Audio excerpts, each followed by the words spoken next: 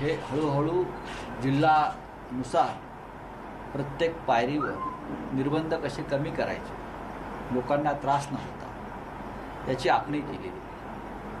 याबद्दल खरं म्हणजे राज्याच्या मुख्यमंत्र्यांच्या नेतृत्वाचं कौतुक केलं पाहिजे की नक्कीच निर्बंध काळामध्ये जनतेला त्रास होतो. रोजगाराचा विषय आहे, अनेक विषय, आर्थिक उलाढालीचा विषय आहे, सगळ्यांचा विषय आहे. सगळ्यात जास्त फटका वृत्तपत्रांना बसलेला आहे, मीडियाला बसलेला आहे, पण आपण पण ते सहन केलं. पण आता हळूहळू महाराष्ट्र त्यातून बाहेर पडतो, ही चांगली गोष्ट आहे. मुद्दा असा आहे, वडेट्टीवारांनी अगोदर घोषणा केली, नंतर सीएमओने ते कॅन्सल केलं, आता परत रात्री 1 वाजता सीएमओला खुलासा देऊन काही दबाव आहे का सीएम साहेबांनी याच्यावर? मला असं वाटत नाही, कारण स्वतः सीएम साहेब म्हणले की 15 दिवस महाराष्ट्र लॉक राहणार, त्यानंतर पुन्हा अनलॉक होतंय. चाललंय काय नेमकं आघाडी? काही चाललेलं नाही, व्यवस्थित चाललंय, व्यवस्थित चाललंय. तुमच्यापर्यंत व्यवस्थित बातम्या येत आहेत, खुलासे व्यवस्थित होत आहेत. कधी कधी असं होतं.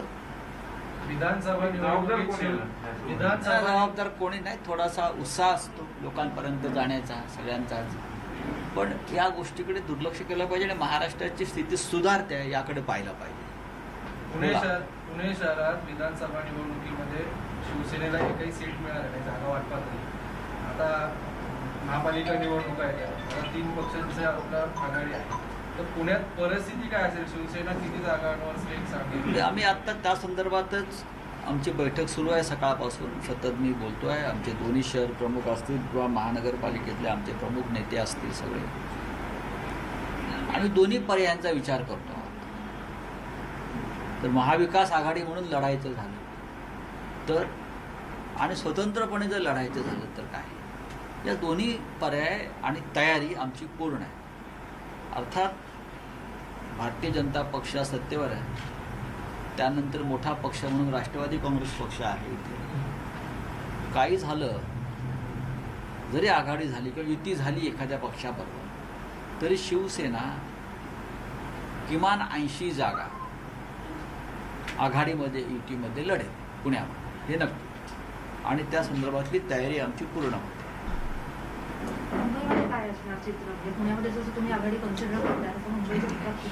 आम्ही अशी अपेक्षा ठेवतो की ही आघाडी स्थानिक स्वराज्य संस्थांमध्ये राहावी. काँग्रेसची वेगळी भूमिका आहे. काँग्रेसने नाना पटोले परवा सांगितलं की आम्ही सगळीकडे स्वतंत्र लढणार. नाही, चांगली गोष्ट. नाना पटोले हे राज्याचे प्रमुख आहेत, आज त्यांचा वाढदिवस आहे. आपल्या माध्यमातून मी त्यांना शुभेच्छा देतो, पण त्यांनी जी भूमिका घेतलेली आहे स्वतंत्रपणे स्वबळावर लढण्याची आणि जिंकण्याची, त्यांनाही मी शुभेच्छा देतो. कारण असे स्वबळावर लढण्याचे प्रयोग प्रत्येक पक्ष करत असतो, केला पाहिजे. त्यांनी पश्चिम बंगाललाही तो करून बघितला, स्वबळावर जो आहे लढण्याचा. तर असे प्रयोग करत राहिले पाहिजे. आणि जर स्वबळावर काँग्रेस पक्ष केंद्रात सत्तेवर येणार असेल तर त्यासारखं ऐतिहासिक गोष्ट नाही. जर नरेंद्र मोदी आणि त्यांच्या पक्षाचा पराभव करण्याची ताकद स्वबळावर काँग्रेस पक्षाने निर्माण केली तर नक्कीच आम्ही त्यांच्या पाठीशी उभे राहू. पण पुण्यामध्ये शिवसेनेची संख्या आता एकाकडे झालेली आहे. पूर्वी 20 नगरसेवक होते, प्रत्येक निवडणुकीमध्ये ही संख्या कमी होत आहे. तर तुमची संघटनात्मक पातळीवर त्याला आता ब्रेक लागेल. काल काय झालं, मध्ये काय झालं, यापेक्षा आम्ही आमची जी तयारी आता सुरू आहे. मगाशी म्हटलं की आम्ही युतीमध्ये 80 जागा लढू, आघाडी झाली कुठल्याही परिस्थितीत. आता तो आकडा जो तुम्ही म्हणताय तसा नाही होणार. संघटनात्मक बांधणी लोकांपर्यंत पोहोचण्याचं काम हे जोरात सुरू आहे. समाधानी आहेत का आतापर्यंत? मुख्य म्हणजे महाराष्ट्राचे मुख्यमंत्री उद्धव ठाकरे ज्या पद्धतीनं ज्या प्रकारे काम करतायत, त्यांची प्रतिमा जी जनमानसामध्ये दिवसेंदिवस उंचावत जाते, त्याचा फायदा आम्हाला पुण्यासारख्या शहरामध्ये नक्की होणार. संघटनात्मक बांधणी म्हणून आपण निवडणुकीच्या तोंडावर बोलतो की आपण एवढ्या जागा लढतो. ऍक्च्युअल परिस्थिती आहे का? गेल्या वेळेसही बऱ्याच जागा लढलो होतो, पण 10 जागा. कसं आहे की भारतीय जनता पक्षासारख्या पक्षाची संघटनात्मक बांधणी नसताना पण त्यांना जागा निवडून आल्या. एखादी हवा चालते, लाट चालते, ज्यावेळेला आमची लाट चालेल असं समजा.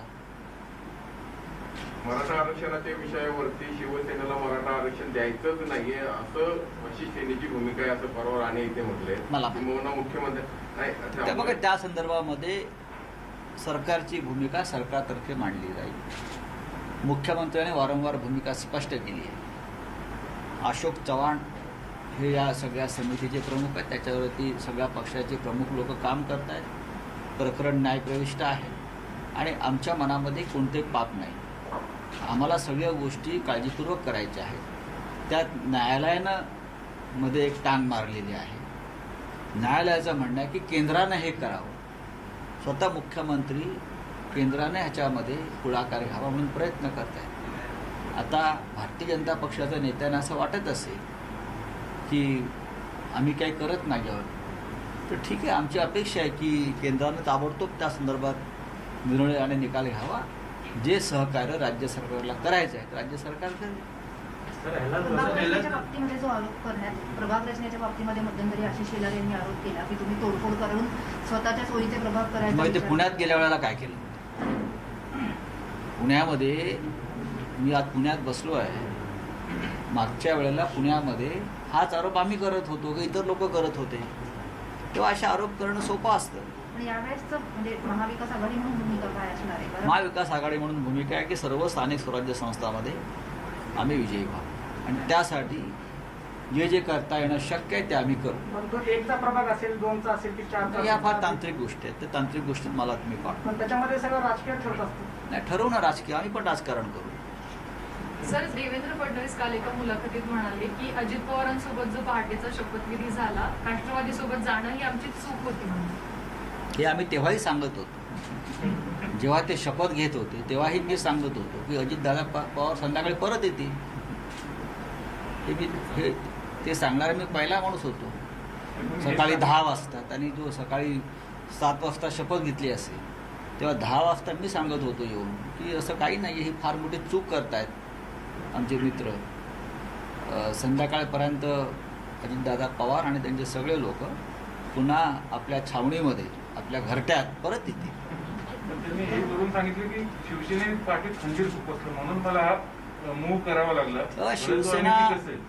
जे शिवसेनेला ओळखतात, जे शिवसेनेचं चारित्र्य आहे, बाळासाहेब ठाकरेंनी जी शिवसेना घडवली, निर्माण केली, त्याच्यामध्ये पाठीत खंजीर खुपसण्याला आमच्याकडे स्थान नाही. आम्ही समोरून वार करतो. छत्रपती शिवाजी महाराजांचं आम्ही नाव सांगतो. छत्रपती शिवाजी महाराजांनी पाठीत खंजीर खुपसला नाही अफजल खानाच्या किंवा कोणाच्या. आम्ही समोरून वार करतो, छातीवर वार करतो आणि छातीवर वार झेलतो. बरं का? मग आम्ही परिणामांची पर्वा करत नाही. त्याच्यामध्ये पाठीमागून खंजीर खुपसावा असं काही घडलेलं नाही महाराष्ट्रामध्ये. 3 पक्ष ठरवून एकत्र आलेले आहेत, ते चोरून एकत्र आले नाही. त्याने एकत्र एक समान कार्यक्रम निर्माण केला सरकार स्थापनेचा, मतभेद बाजूला ठेवून, आणि त्या किमान कार्यक्रमावर, समान कार्यक्रमावर ते राज्य सुरू आहे. याच्यामध्ये खंजीर खुपसणं वगैरे प्रकारचे शब्दप्रयोग आहेत ते आता महाराष्ट्रामध्ये फार गुळगुळीत झालेले आहेत. लोक विश्वास ठेवणार नाही. परवा राणे असं पण मला म्हणाले. माहीत साहेब, संपादक म्हणून पत्रकारांना फ्रंटलाईन वर्कर दर्जा द्यावा कोरोना युद्धात, पण सरकारला बऱ्याच मंत्र्यांनी मागणी केली पण अजून तशी काही मूव्ह होत नाही. तर नेमका आपली दोन्ही म्हणून नाही, मी संपादक म्हणून सांगतो की पत्रकारांची जी भूमिका आहे ती मान्य करायला हवी. मी स्पष्टपणे सांगतो आणि त्या संदर्भात मी स्वतःसुद्धा माननीय मुख्यमंत्र्यांना एकदा भेटून विनंती केलेली आहे. आता त्यांचं काय अडचण आहे ते मी पाहतो. पण मला असं वाटतं की सकारात्मक आहेत मुख्यमंत्री. 1-2 दिवसात त्यांच्याशी मी चर्चा करेन. राणेंनी बरोबर असा आरोप केला की 12% मला त्याविषयी माहीत नाही. लसीकरण मिळत नाहीये, त्याचा ग्लोबल टेंडर्सच्या अनुषंगाने बोलले. नाही तर केंद्राकडे विषय काही असतात आणि कोण काय म्हणतं त्यापेक्षा विरोधी पक्षानं थेट राज्य सरकारशी चर्चा केली पाहिजे आणि माहिती घेतली पाहिजे. तर चंद्रकांत पाटील हेच म्हणतात की राज्य सरकार प्रत्येक वेळी केंद्राकडे बोट दाखवतं. उद्या आदित्य ठाकरे यांना हवी असेल तर ते केंद्र. चंद्रकांत दादा पाटील म्हणजे का वसंतदादा पाटील नाहीत. ठीक आहे, विरोधी पक्षाचे ते प्रमुख आहेत, राज्याचे प्रमुख आहेत, त्यांना त्यांचं मत मांडू द्या. पण असं आहे की बोलताना, व्यक्तिगतरित्या बोलताना प्रमुख पदावरील व्यक्तीनं आपण काय बोलतो याचं भान ठेवलं पाहिजे. शिवसेनेचे खासदार संजय राऊत यांची पत्रकार परिषद पुण्यामध्ये सुरू आहे, तर दुसरीकडे बीडमध्ये मराठा आरक्षणासाठी मराठा समाजानं एल्गार पुकारलेला आहे। या दोन महत्त्वाच्या घडामोडींकडे आपलं लक्ष असणारच आहे। एका ब्रेकसाठी थांबूया, बघत रहा न्यूज 18 लोकमत।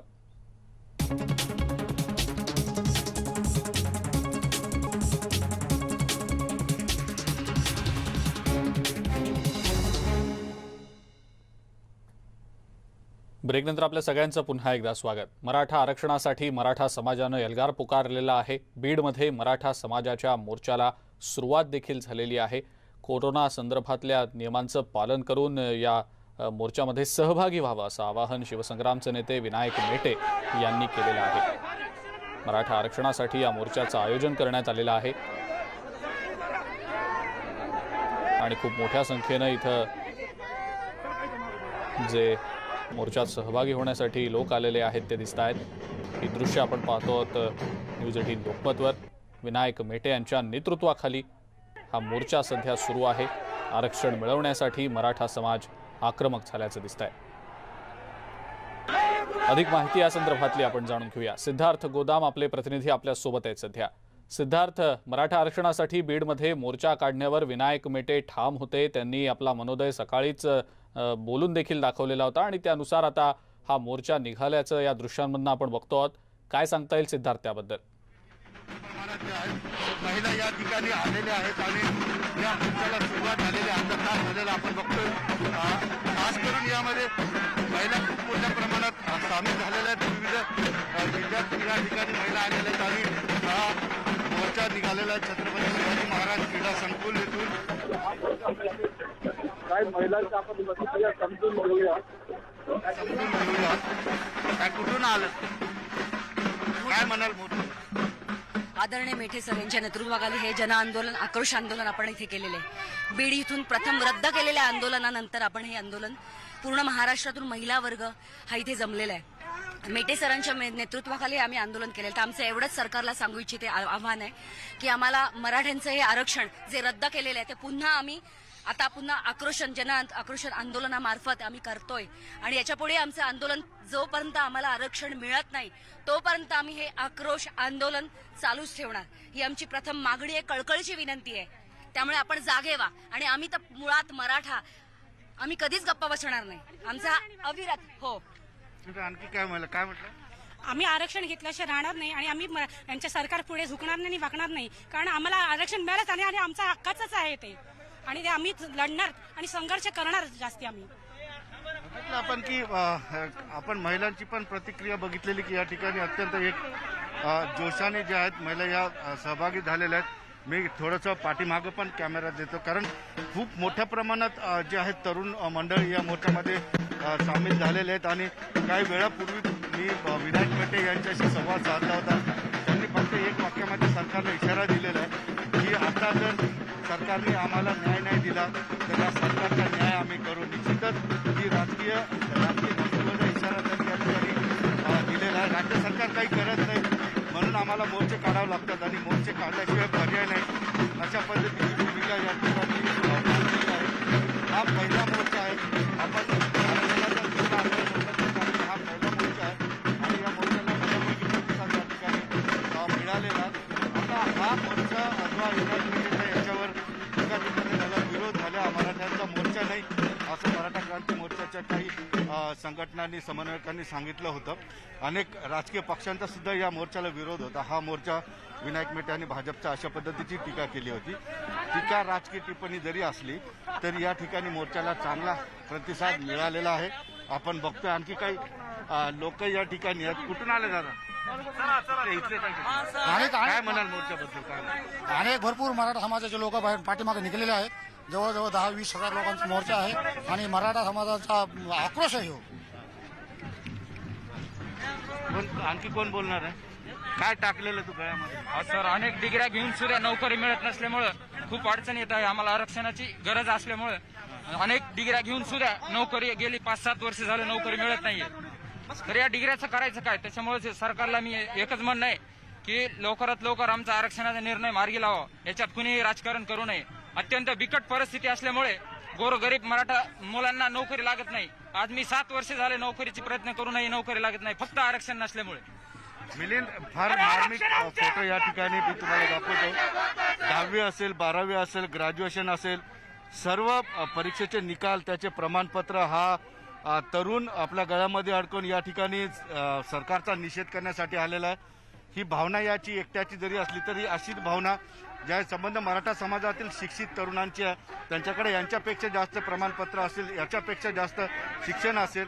मात्र आरक्षण रद्द झाल्यामुळे त्यांच्या समोरचे पर्याय जे आहेत पूर्णपणे संपलेले. त्यामुळे नैराश्यात कुठेतरी मराठा समाजाचा तरुण गेलेला आहे.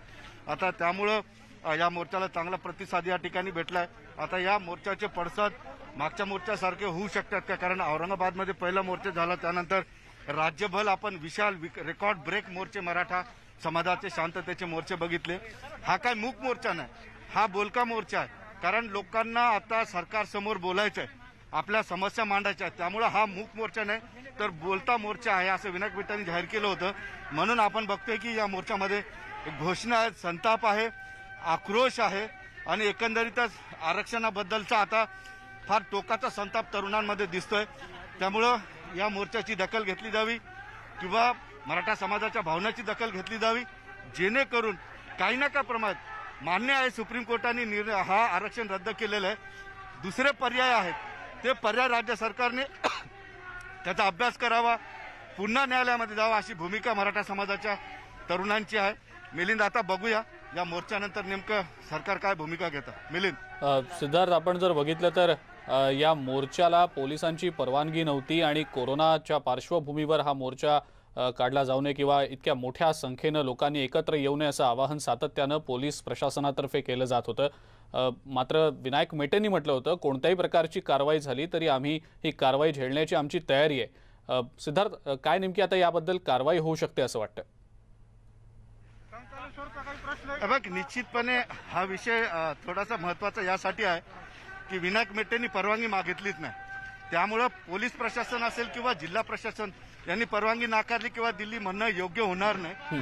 मात्र पेंडेमिकमध्ये परवानगी भेटणार नाही हे विनायक मेटेंना माहीत होतं, त्यामुळे त्यांनी परवानगी मागितली नाही आणि मोठ्या प्रमाणात या ठिकाणी तरुण येणार. यासाठी जिल्हा प्रशासक असेल, पोलीस प्रशासन असेल, त्यांनी मोठ्या प्रमाणात या ठिकाणी जे आहे बंदोबस्त लावलेला आहे. पोलिसांनी सकाळी जाहीर केलं होतं मोर्चाला ते अडवणार नाहीत, मोर्चाचा अटकाव करणार नाहीत, कारण स्थानिक लोकांसोबत त्यांना संघर्ष नको आहे, वातावरण बिघडायला नको आहे. मात्र एक महत्त्वाची गोष्ट आहे, पोलिसांनी आता मोर्चा जरी अडवला नसेल, पोलिसांनी खूप मोठ्या प्रमाणात कॅमेरे लावून यामध्ये पूर्ण रेकॉर्डिंग केलेलं आहे. कोण कोण आलेले, कोणते कोणते नेते या मोर्चाला आहेत. निश्चितपणे एवढ्या मोठ्या प्रमाणात जर लोक जमत असतील त्या ठिकाणी गुन्हे दाखल होणारच आहेत. सगळ्यात प्रथम गुन्हा दाखल विनायक मेटेंवर होऊ शकतो, कारण ते या मोर्चाचे आयोजक आहेत आणि त्यांच्यासोबत जे काही पदाधिकारी आहेत त्यांच्यावर गुन्हा दाखल होऊ शकतो. मात्र स्थानिक संघर्ष टाळण्यासाठी पोलिसांनी इथं अटकाव केला नाही, गुन्हे मात्र नक्की दाखल होणार. सिद्धार्थ, धन्यवाद. सविस्तर माहिती आपण दिली त्याबद्दल. आणि हा जो मोर्चा निघालेला आहे बीडमध्ये मराठा आरक्षणाच्या मागणीसाठी, शिवसंग्रामनं हा मोर्चा काढलेला आहे. आपण बघू शकतो मोठ्या संख्येनं इथं लोक मराठा समाजातले या मोर्चामध्ये सहभागी झालेले आहेत. तर शिवसंग्रामचे अनेक कार्यकर्ते देखील आहेत. मात्र या आजच्या मराठा समाजाच्या मोर्चाच्या पार्श्वभूमीवर विनायक मेटे यांनी नेमकं काय म्हटलंय ते देखील पाहूया. साठी लढा देणार अशी हाक दिली आणि बीडमध्ये एक मोर्चा त्यांनी आधी अरेंज केला होता, तो आता रद्द केला.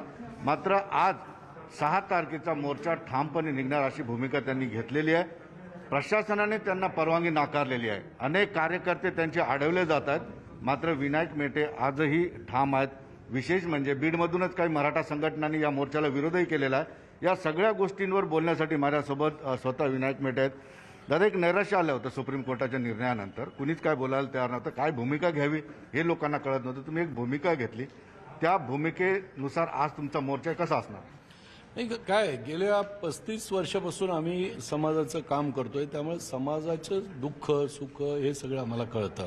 ते सरकारला कळत नाही. सरकार हे गेंड्याच्या कातडीचं, हे झोपलेलं सरकार आहे, निद्रिस्त सरकार आहे. त्यामुळे मराठा समाजाचं आरक्षण रद्द झाल्याच्या नंतर जी ठोस भूमिका आम्हाला सरकारकडून अपेक्षित होती त्याच्याबद्दल मात्र तीळ मात्र सुद्धा काही करायला सरकार तयार नाही. सरकार आमच्या मागण्यांकडे गांभीर्यानं लक्ष द्यायला तयार नाही, म्हणून आम्हाला हा मोर्चा काढावा लागतोय असं विनायक मेटे यांनी म्हटलेलं आहे. मोर्चाला सुरुवात तर झालेली आहे. यापुढे हा मोर्चा नेमका कशा पद्धतीनं पुढे जातो, प्रतिसाद नेमका याला कसा मिळतो हे देखील पाहणं महत्त्वाचं ठरणार आहे. एका ब्रेकची वेळ झाली आहे. बघत रहा न्यूज 18 लोकमत.